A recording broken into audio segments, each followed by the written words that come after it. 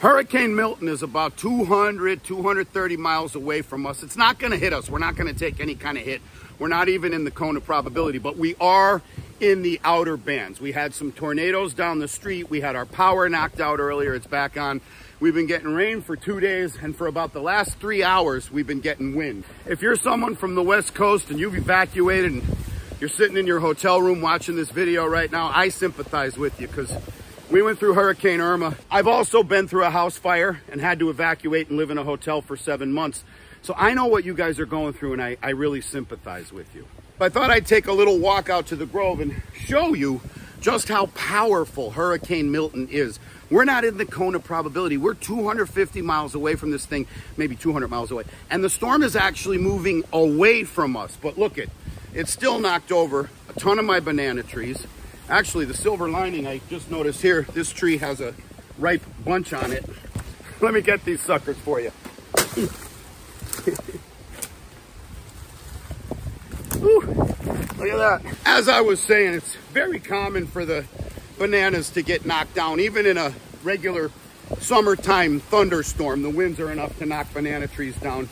I'm more concerned about my mango and avocado trees. Now, little seedlings like this, they'll be fine unless a big branch or something from another tree falls on them. But these guys are very elastic. They'll get blown around. I don't even have to do anything to prop them. This guy already did get blown down in Hurricane Irma about 7 years ago. We propped it up, stood it back up. It's been giving us fruit. Here's some more downed banana trees. Pretty much what I expected. In Hurricane Irma, this entire road, all the way out to the main road, was about 2 feet deep of water and just all trees. All trees crushed in. Took me like a whole week to dig myself out with the chainsaw. It was incredible. Oh, the wind is starting up again, dang. The main thing I'm concerned about, or the main thing I was concerned about, but I'm not so concerned right now, is the status of my fruit. So these are avocados that are still, well, I could pick these next week. These are Choquette avocados. But, you know, I'm not going to pick them today. These are going to have to be on the tree until this storm passes. But they're not getting blown around a lot.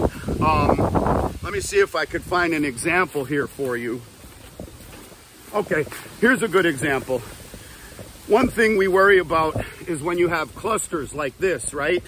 And they like knock into each other. You know, they start to develop what's called kiss marks. You can actually see one here. Well, I'll pick this guy. You can see a kiss mark developing. See that light spot with the little brown in the middle? There will be a matching mark of the other avocado that this guy was knocking into. And that damages the quality of our fruit where Walmart, Publix, whatever, the supermarkets don't want it. The other type of damage we get is, this would be a good example here. This little guy right here, he's running against a branch. And sure enough, as the wind blows, they scrape along the bark of the branch. So the wind will have this thing, it's like sandpaper. And look at what that does. That irritates the skin and causes scarring. Now again, this is a perfectly fine avocado. The flesh on the inside is edible, but it's not something I could sell commercially because the grocery stores will reject it. Here we're in the section of the farm where I grow a fruit called sapodilla. Here's a little sapodilla fruit here. These things are just starting to pop their fruit. This is something we pick in about 3 months. We'll be picking these. Here's another sapodilla tree. And the thing that worries me about sapodilla, about these fruit, they're not connected to the tree really good. In fact, the way you know if these things are ripe is you just give them a little wiggle and they fall right off. And so if we get strong winds, it's gonna shake all my sapodilla to the ground. You know, so show you some more over here. And I ain't gonna have a sapodilla crop this year, but I'm not too worried about that. It doesn't look like that's gonna happen. Here's another variety of sapodilla. This is called the Maycock. They're a smaller one. And the way we pick these, we actually grab the tree and shake it, and the fruit falls off. So like I say, if the wind really does pick up, this crop is at risk, but I don't know, I think we're gonna be okay. Just to give you perspective, Florida's a really large state, and we're right above the Florida Keys. We're like at exit 3 off the turnpike where Jacksonville is like, I think it's like 350 miles from here. Jacksonville is like a 6-hour drive. And so Florida is a really, really big state. And so the people up in like Sarasota, Fort Myers, where this thing's gonna hit, they're evacuating, and they're smart for evacuating. Floridians, we've all been through hurricanes. We know we don't play around. We prep and we evacuate if we have to.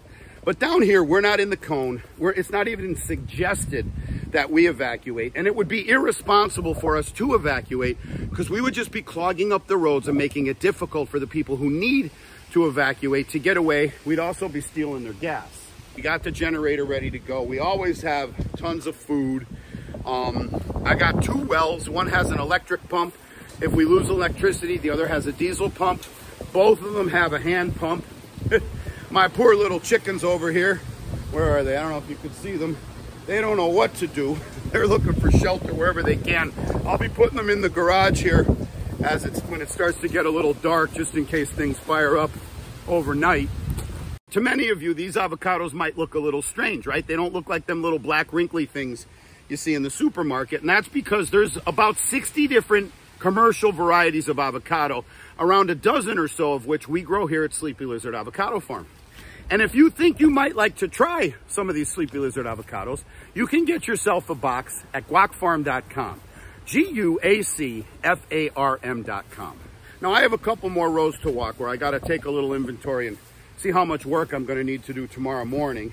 While I do that, you go to guacfarm.com and I will see you on the next video.